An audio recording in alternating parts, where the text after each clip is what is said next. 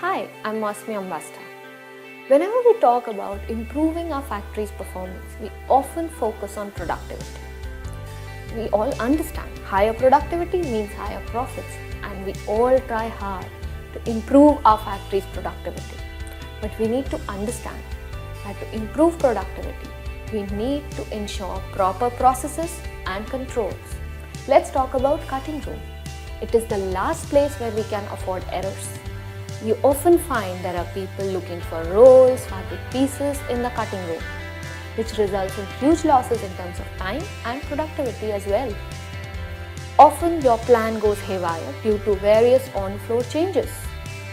In this video, we'll focus on discussing about 6 basic principles of controlling cutting room processes and fabric so that we can improve our process and eventually productivity.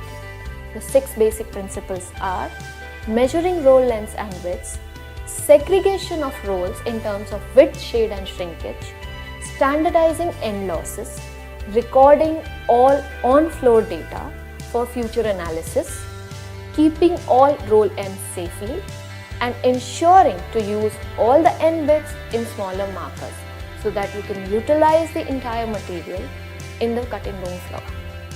The first basic principle is to measure roll lengths and widths. Now we know when a supplier supplies you 100 meter of fabric as a ticket length, it is either 98 or 102. If we measure the roll properly, we will know the exact actual yardage in the fabric roll, and we'll also know our supplier's performance. Now how do we do that?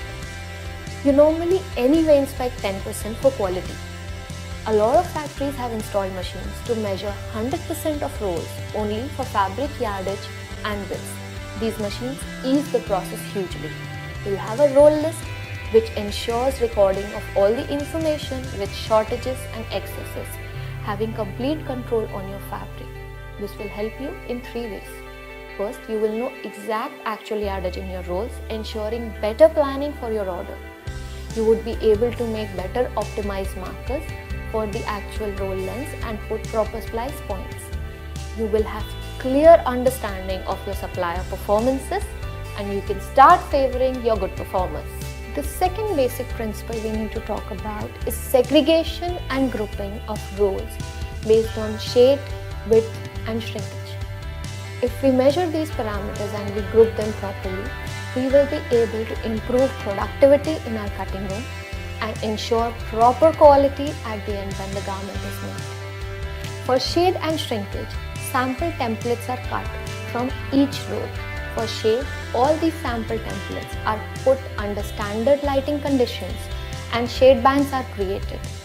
These shade bands are put into certain groups of shade, let's say A, B or C. For shrinkages, these templates are marked with dimensions, washed, and then these dimensions are measured for changes in terms of shrinkage. Now every roll can have a different shrinkage. Based on your buyer's tolerance, you would group these rolls into shrinkage groups of fabric. The third important parameter here is the width. Width must be measured at 3 different points in a roll, in the beginning, in the middle and in the end, to safeguard you from in-roll width variations. When all these 3 parameters are measured and groups are created, you can control your processes in the cutting room, improving productivity and quality. The third principle we need to talk about is standardizing end loss. If we do not standardize it, either we will end up with a lot of extra fabric at the end of the lane or too tighter end loss which can make our cutting risky.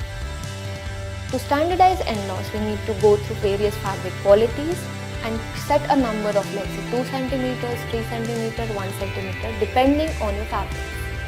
You need to train your laying operator to follow these standards strictly or install an automatic spreader machine which can control this anyway.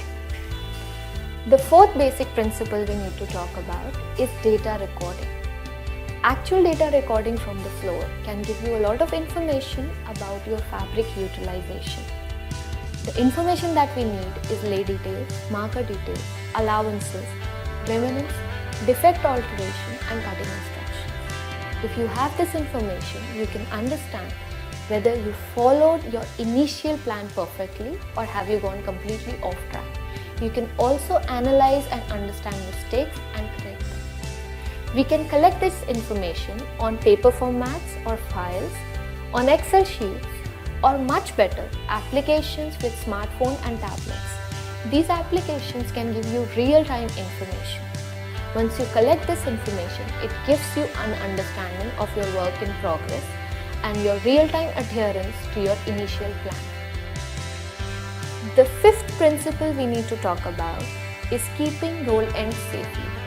Often when you are using a roll on a floor, you will end up with small pieces of fabric or end bits left at the end, which are not long enough to complete the entire ply.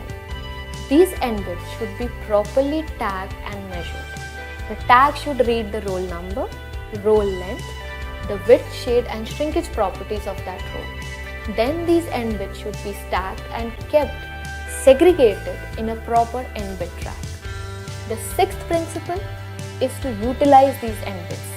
We collected the actual on-floor data while data recording and we have complete information of all these smaller pieces. We also have these pieces on a rack properly stacked. So now we can plan smaller end bit markers to utilize these end bits, ensuring maximum fabric utilization and minimum wastages. In this video, we discussed about 6 simple practices of cutting floor which can help you save fabric, time and